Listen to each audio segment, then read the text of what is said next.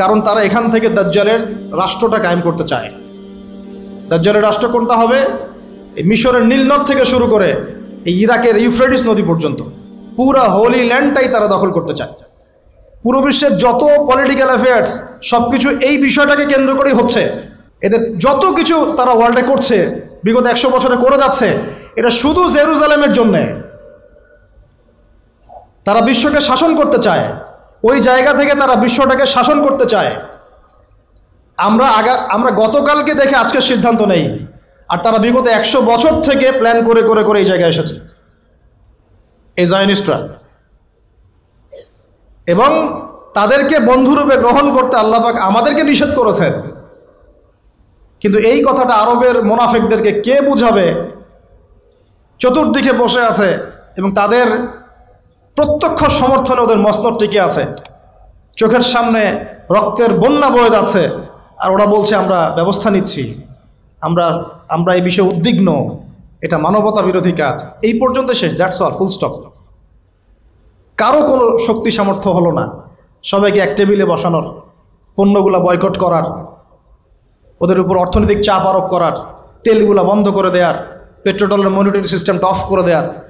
এই ঈমান, এই সৎসাহস কেউ দেখাতে পারলো না। কারণ এখন তো আর উমর ইবনুল খাত্তাবের যুগ নাই, এখন তো আর আলী ইবনে আবি তালেবের যুগ নাই, এখন তো সালাউদ্দিন আইয়ুবী রাহিমাহুল্লাহর বেঁচে নাই, এখন আমাদের শেখরা বেঁচে আছে।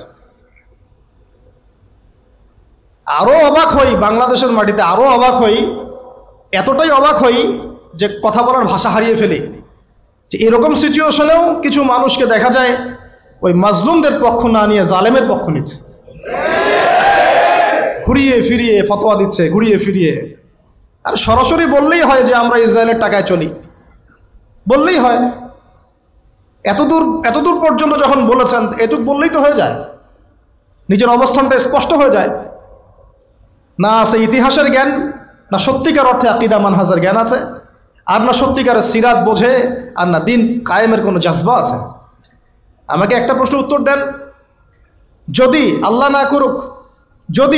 না করুক মদিনা মুনাওয়ারায় কেউ হামলা করে, যদি আল্লাহ না করুক, ইতিহাসে কিন্তু করা হয়েছে অনেকবার, ইতিহাস পড়ে দেখবেন। এখন যদি কেউ করে, এটা কি শুধুমাত্র সৌদি আরবের অভ্যন্তরীণ সমস্যা থাকবে? ওরা সামাল দিবে, আমরা কিচ্ছু বলবো না।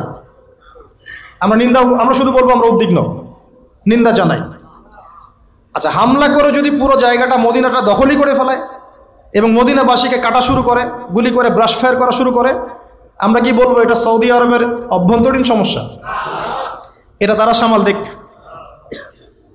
এবং তখন যদি কিছু ভাই, ওই আরবেরই কিছু ভাই অস্ত্র নিয়ে প্রতিহত করা শুরু করে, তখন নিশ্চয়ই আমরা ওদেরকে বলবো ওদের আকীদা ঠিক নাই, ওদের মানহাজ ঠিক নাই, ওদের কাজটা ভুল, ওরা আত্মঘাতী সিদ্ধান্ত নিচ্ছে, বা ওরা ভুল করছে, পাগলামি করছে, নিশ্চয়ই আমরা এগুলো বলবো না। তখন যদি কেউ এরকম কথা বলতে পারে, তাকে আপনি মুনাফিক ছাড়া আর কি শব্দ বলতে পারেন? আর কিছু আছে শব্দ প্রয়োগ করেন? আরেকটা কথা বলতে পারেন, একটা হাদিসে আসছে, যখন তোমার লজ্জা থাকবে না তখন তুমি যা ইচ্ছা তাই করতে পারো। এটা হাদিস। যখন তোমার লজ্জা থাকবে না তুমি যা ইচ্ছা তাই করতে পারো, যা ইচ্ছা তাই বলতে পারো। আমাকে উত্তর দেন, যদি এখন এই আক্রমণগুলো ইহুদিরা এখানে আকসায় না করে এইখানে করত, মক্কায় যেখানে মসজিদে হারাম আছে, কাবা আছে, ওখানে একটা মিসাইল ফেলতো, আমরা নিশ্চয়ই বলতাম এটা সৌদি আরবের অভ্যন্তরীণ সমস্যা, এটা ওরা সামাল দিবে। আমরা শুধু দোয়া করব, আল্লাহ আবাবিল পাখি পাঠিয়ে ইহুদিদেরকে হত্যা করো, তাই না? আর আল্লাহ পাকও নিশ্চয়ই আবাবিল পাঠাবেন। মনে রাখবেন, এটা আবাবিল পাখি আসার যুগ নয়, এটা আবরাহার যুগ নয়, এটা আবরাহার যুগ নয় যে আবাবিল আসবে। আবাবিল পাখির নাম নয়, আবাবিল মানে ঝাঁকে ঝাঁকে, তৈরন আবাবিল, আবাবিল মানে ঝাঁকে ঝাঁকে। এটা আবাবিলের যুগ নয়, আবরাহার যুগ নয় যে আবাবিল এসে আপনাকে উদ্ধার করবে বিপদ থেকে। এটা মূসার যুগ নয় আলাইহিস সালাম, যে আকাশ থেকে মান্নার সালোয়া পড়বে, রিজিকের জন্য আপনাকেই বের হতে হবে, আল্লাহর উপর তাওয়াক্কুল করতে হবে। এটা কোন যুগ? আল্লাহ বলছেন এটা এই যুগ। ইন তানসুরুল্লাহ ইয়ানসুরকুম, তোমরা যদি আল্লাহকে সাহায্য করো তবেই আল্লাহ তোমাদেরকে সাহায্য করবেন। একদম স্পষ্ট শুনে রাখেন। এখন আসমান থেকে ফেরেশতা নামবে না, আমাদের জন্য এখন নামবে না। তোমরা যদি আল্লাহর দ্বীনকে সাহায্য করো তবেই আল্লাহ তোমাদেরকে সাহায্য করবেন। ওয়ায়ুসাব্বিত আকদামাকুম, তোমাদের পা আল্লাহ পাক শক্তিশালী করবেন, দৃঢ় রাখবেন। এটা এই যুগ। এটা কোন যুগ? আল্লাহ বলছেন ইন্নাল্লাহা লা ইউগাইয়িরু মা বিকওমিন, আল্লাহ পাক কোনো কওমের অবস্থা ততক্ষণ পরিবর্তন করেন না, হাত্তা ইউগাইয়িরু মা বিআনফুসিহিম, যতক্ষণ না তারা নিজেরাই নিজেদের অবস্থা পরিবর্তনের চেষ্টা করে। এটা এই যুগ। এখন আপনার জন্য আবাবিল আসবে না। এটা কোন যুগ? আল্লাহ বলছেন ওয়াইন তাতাওয়াল্লাউ, যদি তোমরা চেষ্টা না করো, মুখ ফিরায় চলে যাও, ইয়াস্তাবদিল কওমান গায়রাকুম, আল্লাহ তোমাদের সবাইকে সরিয়ে দিবেন, দিয়ে নতুন একটা কওম নিয়ে আসবেন। সুম্মা লা ইয়াকুনু আমসালাকুম, তারা তোমাদের মতো অপদার্থ হবে না। আমাদেরকে সরাতে আল্লাহ পাকের কি দরকার হয়? একটা ভাইরাস, একটা মহামারী, একটা ভূমিকম্প, আজকে একটু নড়া দিয়েছে না,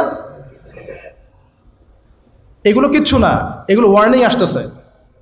কারণ মহামারীর পরে সানাওয়াতু জালাজিল আসবে, হাদিসে আসছে। ভূমিকম্প শুধু না, ভূমিকম্পের বছরগুলো আসছে সামনে।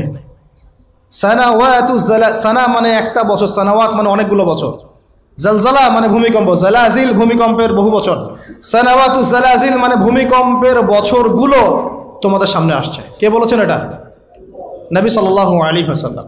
এখন পর্যন্ত কি বিশ্ব দেখেছে যে কয়েক বছর ধরে ভূমিকম্প হচ্ছে? ইতিহাস পড়ে দেখেন তো কখনো এসেছিল? তার মানে সামনে আসবে। কেন আসবে না? কোন কোন পাপের কারণে আসে? জিনা, ঘরে ঘরে জিনা, ঘরে ঘরে জিনা। ঘরে ঘরে বলতে প্রত্যেকটা ঘর বুঝাই নাই, অবশ্যই অনেক ঘর পবিত্র ভালো আছে, অনেক জায়গায় বেশিরভাগই জিনার মধ্যে ঢুকে যাচ্ছি আমরা। নাউজুবিল্লাহ, হেফাজত করুন। মাদক, অশ্লীলতা, আর কি কারণে আসে? বেপরদামি, বেহায়াপনা, মিউজিক্যাল ইনস্ট্রুমেন্ট, এই তো কারণগুলো তো এইগুলাই। মাপে কম দেওয়া। পৃথিবীতে সর্বপ্রথম যে কমটাকে ভূমিকম্প দিয়ে ধসিয়ে দেওয়া হয়েছে সেটা হলো কওমে মাদিয়ান। কোন কম? কওমে মাদিয়ান, শুআইব আলাইহিস সালামের কম।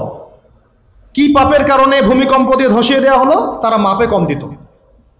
তারা মাপে কম দিত এবং মানুষের সম্পদ আত্মসাৎ করত। মানুষের সম্পদ আত্মসাৎ করত। এই দুইটা পাপই এখন করা হচ্ছে। প্রচুর ব্যবসায়ী মাপে কম দেন, মানুষের সম্পদ আত্মসাৎ করেন। আল্লাহ পাক আমাদেরকে হেফাজত করুন, আমিন। এই জায়গায় ছিলাম, অনেক ভিতরে চলে যাব না হলে। মৌলিক জায়গাটায় আসেন যে এখন মনে করবেন না যে বিশ্বের মধ্যে শিরক নাই, প্রতিটা সেক্টরেই শিরক আছে। আর তারা এই পুরো বিশ্ব ব্যবস্থাটাকে নিয়ন্ত্রণ করছে কি কারণে? যাতে করে তারা মুসলমানদের উপর তাদের নির্যাতনের স্টিম রোলার চালাতে পারে এবং তাদের মানে বিশ্ব পরিচালনার এই সুপ্রিম অথরিটি তাদের হাতে নিতে পারে, আর কিচ্ছু না। প্রত্যেকটা বিষয় নিয়ন্ত্রিত হচ্ছে আকসা কেন্দ্রিক, জেরুজালেম কেন্দ্রিক, জায়নিজম কেন্দ্রিক এবং পশ্চিমারা। আমরা কোনো না কোনোভাবে এই প্যাচে পড়ে গেছি। আমি বলছিলাম যে এডুকেশনে আপনি শিরক পাবেন, ইকোনমিতেও পাবেন।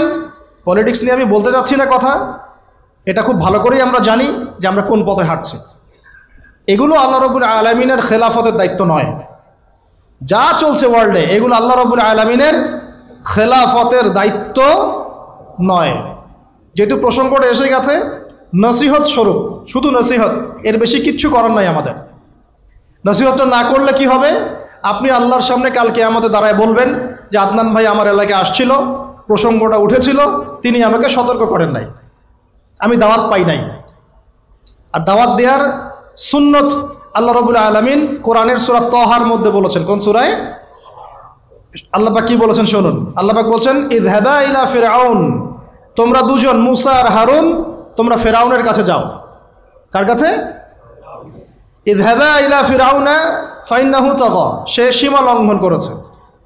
কিন্তু ওয়াকুলা লাহু কাওলাল লাইয়িনা লাআল্লাহু ইয়াতাযাক্কারু আও ইয়াখশা, আল্লাহ বলছেন ফিরআউনের কাছে গিয়ে কর্কশ ভাষায় কথা বলো না, আঘাত করে কথা বলো না।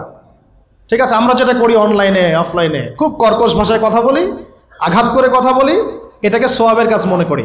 এগুলো গুনাহ এবং দাওয়াতের মানহাজের সম্পূর্ণ